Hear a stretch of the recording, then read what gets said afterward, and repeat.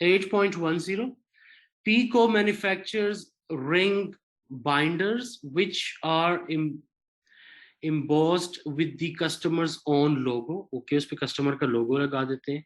A customer has ordered a batch of 300 binders. 300 binders. एक customer है, उसने 300 products या 300 units order किए. The following data illustrate the cost of a typical batch of 100 binders. अभी जितनी information दी हुई है ना, ये सारी cost आती है 100 binders बनाने में. Okay. इसके बाद है direct employee are paid on a piece work basis. ठीक है. Pico absorbs production and selling overhead at a rate of 20% of direct wages cost. जो भी डायरेक्ट लेबर की कॉस्ट आएगी उसका 20% जो है हमारा फैक्ट्री ओवरहेड या प्रोडक्शन ओवरहेड होगा. What is the total cost for a batch of 300 binders? Absorption costing use करते हुए 300 बाइंडर्स की बैच कॉस्ट कैलकुलेट करनी है. अच्छा, डायरेक्ट मटेरियल कितना आता है? $30 जब हम 100 बाइंडर्स बनाते हैं. तो 300 बाइंडर्स बनाने की कितनी कॉस्ट आएगी? Total cost 30 divided by 100. ये एक यूनिट की डायरेक्ट मटेरियल कॉस्ट आ गई. मल्टीप्लाई करेंगे 300 बाइंडर्स, ये 300 यूनिट्स है, तो 300 यूनिट्स की कॉस्ट आ जाएगी $90. इसको 2 डेसिमल कर लेते हैं सबको. ओके. इसके बाद डायरेक्ट लेबर की कॉस्ट आती है $10. कितने यूनिट्स बनाने की? 100. सो 10 डिवाइड बाय 100, ये पर यूनिट कॉस्ट आ गई. मल्टीप्लाई 300, तो ये आ जाएगी $30. फिर डायरेक्ट एक्सपेंसेस हैं. पहला है मशीन सेटअप, $3. अगर 100 यूनिट्स बनाने की $3 है, तो 300 यूनिट्स बनाने की कितनी मशीन सेटअप कॉस्ट होगी मुंतहा? जी सर, अगर रिपीट करें. मशीन सेटअप कॉस्ट जो है वो $3 है जब हम 100 यूनिट्स बना रहे हैं, तो 300 यूनिट्स बनाने की कितनी मशीन कॉस्ट होगी? 9 एंड अक्सर 9. लेकिन यहां पर थोड़ा सा आप लोग रीड करो. Machine setup fixed batch cost. आप जितने भी बैचेस बनाओ ये कॉस्ट फिक्स रहेगी. टोटल फिक्स कॉस्ट बिहेवियर क्या होता है मुंतहा? की कॉस्ट फिक्स्ड ही रहती है, फिर भले कितने भी यूनिट्स बनाए. Very good. Level of activity जैसे इंक्रीज हो या जी. डिक्रीज हो, total cost will remain fix. तो चाहे आपकी बैच नंबर ऑफ बैचेस जो है वो इंक्रीज हो या डिक्रीज हो, ये कॉस्ट फिक्स्ड ही रहेगी. तो ये $3 आएगी. चाहे आप 100 यूनिट्स बनाएं, 300 बनाएं, 3000 बनाएं, doesn't matter. Same goes for design and art work. ये भी डायरेक्ट एक्सपेंस है और ये $15 है 100 बाइंडर्स बनाने का. बट ये भी फिक्स बैच कॉस्ट है, तो ये 15 ही रहेगी. Even level of activity increase हो भी जाए तो ये कॉस्ट फिक्स ही रहेगी. प्रोडक्शन ओवरहेड्स जो है वो वहां ऊपर क्वेश्चन में लिखा हुआ है कि 20% है of labour cost. So labour cost कितनी आ रही है 300 यूनिट्स की? $30. इसका 20% ले लेते हैं, $6. अब इन सबको ऐड कर लेते हैं. So we will get direct material, direct labour, direct expenses. ये आ गई prime cost plus production overhead. ये आपकी आ गई टोटल कॉस्ट $144. कौन सा ऑप्शन ठीक है? C. Clear with this thing? Yes. Okay. अच्छा, यहाँ पर एक छोटी सी केस स्टडी कह लेते हैं कि जॉब ऑर्डर कॉस्टिंग के क्वेश्चंस हैं. 3 क्वेश्चन दिए, डेटा सेम है. A firm makes special assemblies to customers' orders and uses job costing. The data for a period are. 3 jobs पे ये लोग पैरेलल काम कर रहे हैं. एक है जॉब नंबर AA10, दूसरी है BB, तीसरी है CC. 3 जॉब्स है. Opening work in progress inventory given है हर जॉब की. Material added in a period भी गिवन है. लेबर फॉर द पीरियड, इनकी कॉस्ट भी गिवन है हर जॉब पे. The budgeted overheads for the period were 126,000. Budgeted overheads, production overheads for the whole period is 126,000. पूरे पीरियड में 3 जॉब्स पे काम हुआ और तीनों जॉब्स के ओवरहेड्स मिला के आए 126,000. And should be absorbed based on direct labor hours. अब ये 126,000 जो है ये हर जॉब को हमने एलोकेट करना है या एब्जॉर्ब करना है, and we need to absorb them based on direct labor hours. Details of budgeted labor hours for each job in this period, और labor hours भी दिए हैं, तो आपको ओवरहेड्स भी दिए हुए हैं, आपको एक्टिविटी भी दी हुई है, ताकि आप इस 126,000 को डिवाइड कर सको तीनों जॉब्स में। तो पहले तो लेबर आवर्स नोट डाउन कर लेते हैं। AA10 जॉब पे लेबर आवर्स हैं 580, BB15 में है 140 लेबर आवर्स, एंड CC20 में है 984 लेबर आवर्स। तो पूरे पीरियड में जो टोटल लेबर आवर्स काम हुआ है वो हुआ है 1704 आवर्स। ओवरहेड्स कितने हैं टोटल? 126,000। अब आप लोगों ने क्या करना है, ये जो ओवरहेड्स है 126,000 के, based on these direct labour hours आपने इन तीनों जॉब्स में इनको डिवाइड करना है। So give it a try. पहले मुझसे हो गया था। Okay, and Muntaha? मुझसे नहीं हुआ तो मैं कर रही हूँ। चले करे। नहीं सर, इसका एक करके दिखाएं, नहीं हो रहा, इसकी वैल्यू बहुत ऊपर आ रही है। AA10 जॉब जो है टोटल ओवरहेड्स कितने हैं? 126,000। इसको एलोकेट करना है based on direct labour hours. Total direct labour hours कितने हैं? 1704।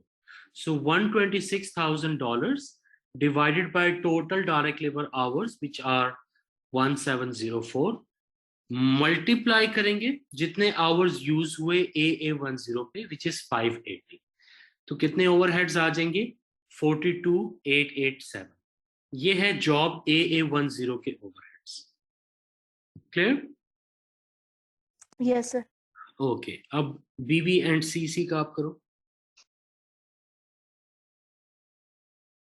सर हो गया। ओके, सो BB के आ रहे होंगे आपके पास, कितने ओवरहेड्स आ रहे हैं? 10352। बिल्कुल ठीक है। और CC के कितने आ रहे हैं? 7276। ओके, अब पहला क्वेश्चन देखते हैं। What overhead should be added to job number CC20 for the period? So job number CC20 के overheads कितने होंगे? तो ये हमने ऑलरेडी कैलकुलेट कर लिए हैं, इतने overheads होंगे 72761। So कौन सा ऑप्शन ठीक है? C. Clear with this question? Yes. Next है job number BB15 was completed and delivered during the period. What is the total cost of job number BB15? Job cost BB15 हमने इसकी total job cost या product cost calculate करनी है। यहाँ पर एक नया पॉइंट दिया हुआ है ओपनिंग वर्क इन प्रोग्रेस का। इस जॉब BB15 में opening work in progress already available था, तो पहले तो हम उसको यूज करेंगे। तो ओपनिंग वर्क इन प्रोग्रेस कितना है जॉब BB15 का?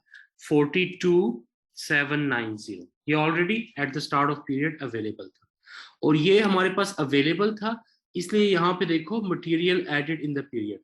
तो ऑलरेडी 42,790 हमारे पास ओपनिंग अवेलेबल था, इसलिए फर्दर मटेरियल इन्होंने इनपुट ही नहीं किया, जरूरत ही नहीं पड़ी। इसके बाद फिर लेबर कॉस्ट है। Labour cost for the period at job BB15 is 3,500। And production overheads कितने हैं BB15 के? मुंतहा सर ये 10352। 10352।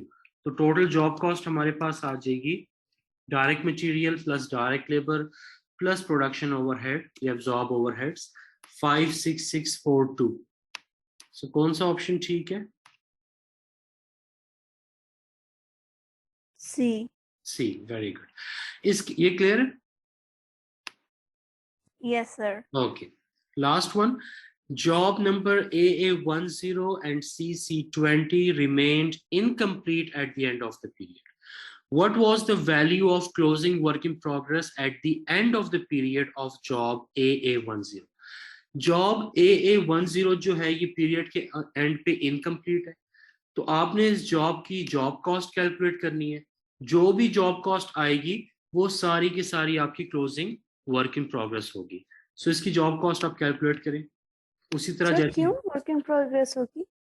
क्योंकि ये जॉब कंप्लीट नहीं हुई ना इस पीरियड में, तो जो तो सर इसमें ओपनिंग भी गिवन नहीं है, ओपनिंग गिवन नहीं है, तो जो भी जॉब कॉस्ट है वो हमारी क्लोजिंग हो जाएगी। जो ओपनिंग गिवन नहीं है इसमें क्वेश्चन में, AA10 में ओपनिंग वर्क इन प्रोग्रेस है ना 26,800।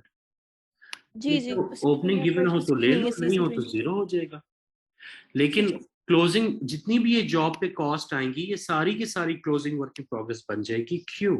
क्योंकि पीरियड के एंड पे ये जॉब कंप्लीट नहीं हुई। जब जॉब कंप्लीट हो जाती है वो तो आउटपुट बन जाते हैं ना, जैसे प्रोसेस कॉस्टिंग में पढ़ा है। जब जॉब कंप्लीट हो जाएगी तो वो आउटपुट बन जाएगा, वो तो फिनिश गुड में चला जाएगा। लेकिन जब जॉब कंप्लीट सही। नहीं हुई तो वो तो स्टिल प्रोडक्शन डिपार्टमेंट में है, तो क्लोजिंग वर्क इन प्रोग्रेस बन जाएगा। क्लियर? ओके सर, या क्लियर। हाँ जी, तो जॉब कॉस्ट कैलकुलेट करें AA10 की। सर ये तीनों जॉब्स कनेक्टेड है या अलग है? तीनों अलग है, इसीलिए तीनों के नंबर अलग हैं। आपको ये नंबर्स क्या है, AA10 BB15, ये कोड्स हैं। और अगर आपको याद हो तो कोडिंग में मैंने आपको क्या बताया था कि जितने भी कोड्स होते हैं they need to be unique.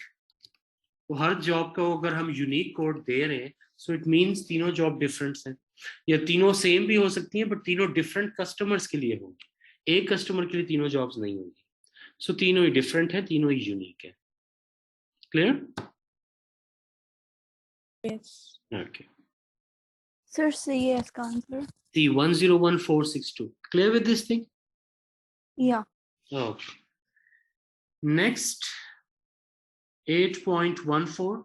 A company manufactures chemical X in a single process. Process आ गया तो process costing है, तो सर ये हो गया है। हो गया। नो मुझसे जी नहीं सर, मैसेज। अच्छा। ओके, कर लेते हैं, कोई इशू नहीं। तो पहले तो आपने WIP का अकाउंट बना लेना है। At the start of the month there was no work in progress. Opening inventory कोई भी नहीं है, zero. During the month, 300 liters of raw material were input in the process. Material input किया तो डेबिट साइड पे आएगा, कितने litres, 300 litres है। At the end of the month, 250 liters of chemical X were transferred to finished good inventory. ये क्या है, ये आउटपुट है। 300 लीटर्स इनपुट किया था, उसमें से 250 लीटर्स जो है वो कंप्लीट हो गया, वो आउटपुट हो गया, तो क्रेडिट साइड पे आ जाएगा। The remaining work in progress was 100% complete with respect. अब जितनी भी remaining closing work in progress है, कितनी remaining होगी, 300 input था, 250 output हो गया, तो बाकी जो बच गया वो closing work in progress है 50 units. ये 50 liters जो हैं ये obviously incomplete है। Percentage of completion क्या है इनकी? The remaining work in progress was 100% complete with respect to materials. So materials में ये 100% completed है, ये जो 50 यूनिट्स है क्लोजिंग वर्क इन प्रोग्रेस के। एंड कन्वर्जन कॉस्ट में ये कंप्लीटेड हैं 50%, half almost. What were the equivalent units for closing work in progress at the end of the month? सिर्फ और सिर्फ, वैसे तो हम आउट इक्विवेलेंट यूनिट्स कैलकुलेट करते हैं output and closing work in progress दोनों के लिए, बट यहाँ पे उन्होंने पूछा हुआ है कि आपने आउटपुट के लिए कैलकुलेट नहीं करना, सिर्फ क्लोजिंग वर्क इन प्रोग्रेस के इक्विवेलेंट यूनिट्स कैलकुलेट करना। फिजिकल यूनिट्स हमारे पास आ चुके हैं 50, परसेंटेज ऑफ कंप्लीशन ये गिवन है, मल्टीप्लाई करें and you will get the total number of equivalent units for both material and conversion cost. So give it a try. Sir ji, जो अभी एक मैंने क्वेश्चन देखा उसमें था increase and decrease work in progress वाला, तो सर वो कैसे करता है? वो क्वेश्चन आपने मुझे भेजे? No sir. तो मुझे कैसे पता आप किस भेजो। क्वेश्चन की बात कर रही हो? नहीं मतलब उसमें ना गिवन है कॉस्ट पर यूनिट और total value of work in progress, तो उसमें लिखा हुआ है इंक्रीज डिक्रीज व्हाट्सएप इंक्रीज करो, मैं डिक्रीज, देख लेता वो हूँ। कैसे होगा? ओके मैं देख रही हूँ। पहले मैं कन्वर्जन कॉस्ट किससे मल्टीप्लाई करूँ? कन्वर्जन कॉस्ट के फिजिकल यूनिट्स हैं 50 एंड परसेंटेज ऑफ कंप्लीशन कितनी है कन्वर्जन कॉस्ट की? 50। सो 50 इंटू 50%, 25। 25। एंड मटेरियल के कितने आ रहे हैं? 300। मटेरियल के 300 आ रहे हैं। सर उससे क्या ना, मैंने 300 का 100% 300 होगा ना। नहीं, वो 300 तो इनपुट है, यहाँ पे क्या क्लोजिंग वर्क इन प्रोग्रेस लेनी है। क्लोजिंग वर्क इन प्रोग्रेस में फिजिकल यूनिट्स कितने हैं, 50 हैं, ये 50 लिखे हुए। मटेरियल में कितने परसेंट कंप्लीट है, 100, सो ये वाला 50 लेना है, उसका 100% ले लेना, राइट? यस। ओके, और दूसरा जो है वो 50% कन्वर्जन कॉस्ट में है, सो यही फिजिकल यूनिट्स लेने हैं क्लोजिंग वर्क इन प्रोग्रेस के, और उसका 50% ले लेना है, तो ये आ जाएगा 25। So 50 for material and 25 for conversion, ये total number of equivalent units और क्लोजिंग वर्क इन प्रोग्रेस के। तो कौन सा ऑप्शन ठीक है अक्सर? C. C, clear? Yes. Okay.